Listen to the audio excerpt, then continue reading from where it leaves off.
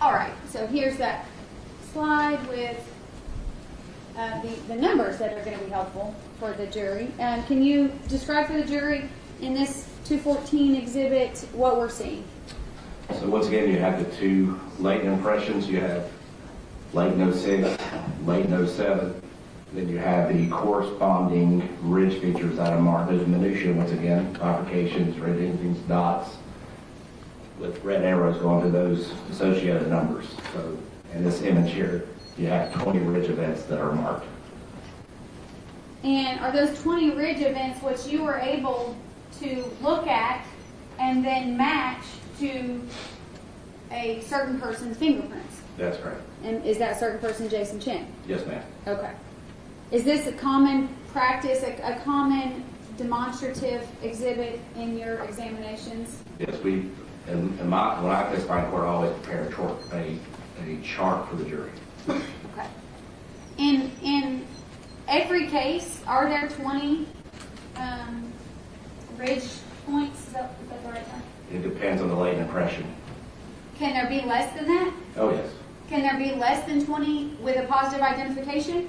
Yes, if the Scientific Working Group for Research Analysis Study Technology has a sufficiency chart that basically gives you a guideline if your quality or latent is better or less, how many ridge events you need to affect an identification.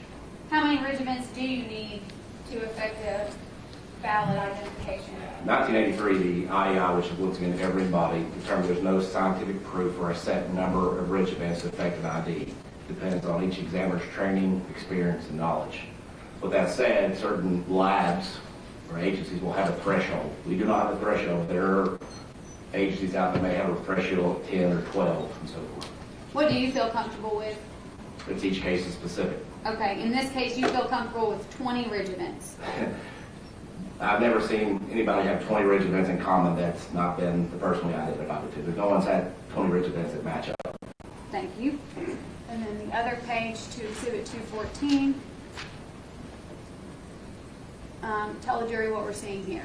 So these are the known images of Jason Chen's left ring and left middle finger, and that's the corresponding ridge events that match the previous slide of the latent impression. So you have, once again, you have 20 ridge events. And that's not all 20 that match, but this is 20 that are marked on the chart. Understood. Let's go back to the report that you prepare that memorializes your findings.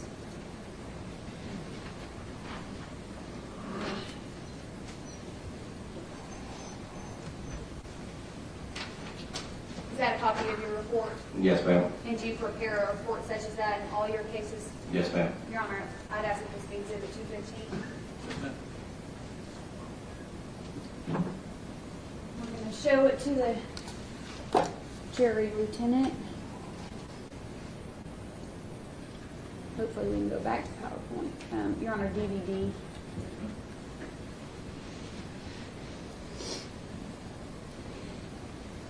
Okay. Is this part of your report? Yes, ma'am. All right. I didn't want to get it too small, so I separated it into two slides.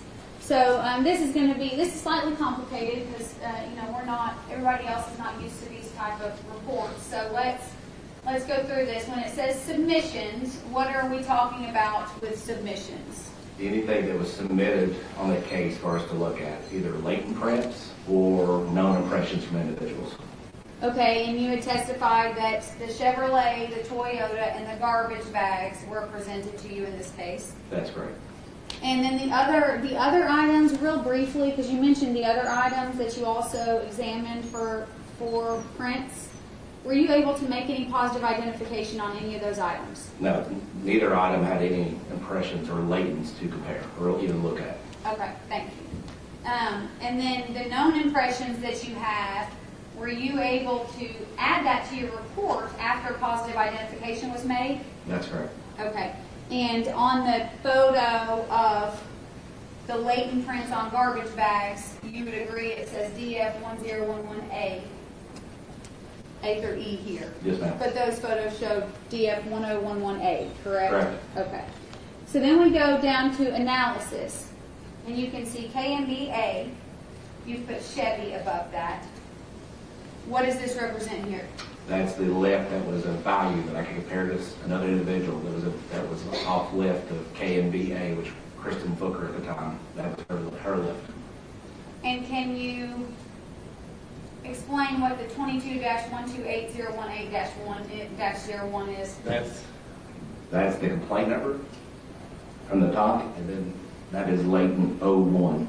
So we're using that number to identify this particular latent print. Correct. Okay, and then the Toyota, we see here, as you described, front driver's side hood, exterior, presented 3 impressions. And we can see that says 02 to 04 after that complaint number. Correct. That's because there were 02, 03, 3 prints identified. 3 prints, that's correct. Okay, and then MJ 74585, document is being recovered off the front driver's side hood. Again, now this is 05. Correct. A 4th, and this was also Investigator Crawford's. Yes, it was. 02 to 05 were Investigator Crawford's.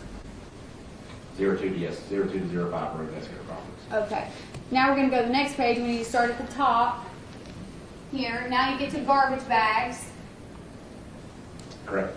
And you can see the DF1011A, which is reflective of the bag and the identification on the garbage bag. Correct. Okay.